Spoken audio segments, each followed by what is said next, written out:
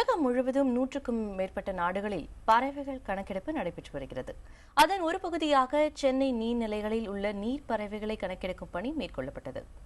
பெரும்பாக்கம் சதுப்பு நிலத்தில் அதிக அளவிலான உள்ளூர் மற்றும் வெளிநாடுகளில் இருந்து வலசை வந்துள்ள பறவைகள் வகைகள் பதிவு செய்யப்பட்டன. எனவே இப்பகுதியை வனத்துறை வசம் ஒப்படைத்து பாதுகாக்க வேண்டும் என்ற கோரிக்கை எழுந்துள்ளது.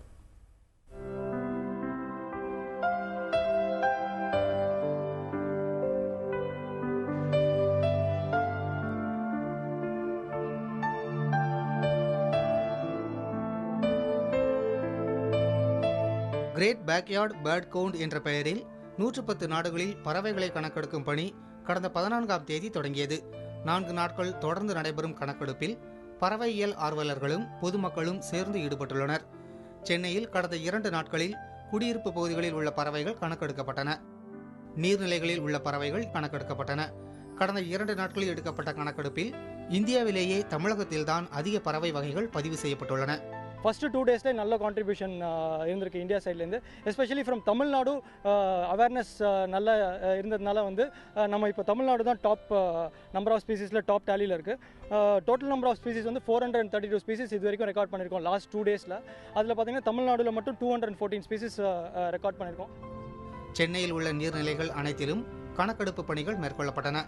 இவற்றில் பள்ளிக்கரணை மற்றும் பெரும்பாக்கம் சதுப்பு நில பகுதியில் அதிக எண்ணிக்கையிலான வெளிநாட்டு வலசை பறவைகள் பதிவு செய்யப்பட்டன.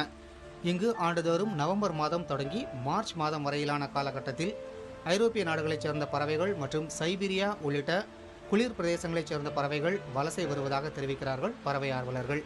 இந்த வாட்டி டக்ஸ் இன்னும் க்ளோசர் இதில் பார்த்துருக்கோம். யூஸ்வலாக they'll be at a farther distance. Garganey teal, northern shoveler, northern pintail இதெல்லாம் மைக்ரேட்டரி டக்ஸ். நமக்கு spot bill ducks, full of whistling teal இதெல்லாம் ரெசிடென்ட் டக்ஸ். அதை தவிர ராப்டர்ஸில் பார்த்தீங்கன்னா பெரிகிரின் ஃபால்கன், ஆஸ்ப்ரே இதெல்லாம் மைக்ரேட்டரி ஸ்பீசிஸ் இதெல்லாமும் இங்கே வந்திருக்கு.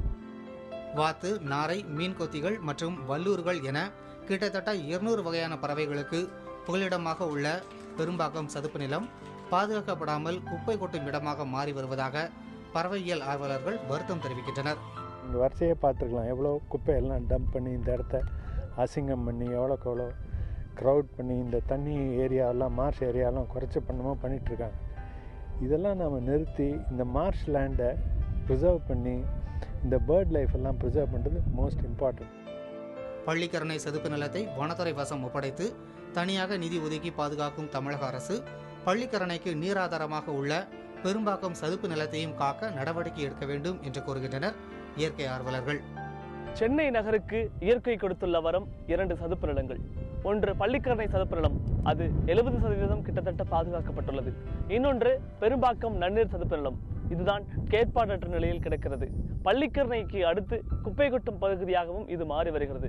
இங்கு நூற்றுக்கணக்கான வெளிநாட்டு பறவைகள் ஒவ்வொரு வருடமும் வலசை வருகின்றன. இந்த இடத்தை அரசு பாதுகாத்து வனத்துறை வசம் ஒப்படைக்க வேண்டும் என்பது இயற்கை ஆர்வலர்களின் கோரிக்கையாக உள்ளது. புதிய தலைமுறைக்காக ஒளிப்பதிவாளர் சதீஷ்குமாருடன் ஆனந்த்.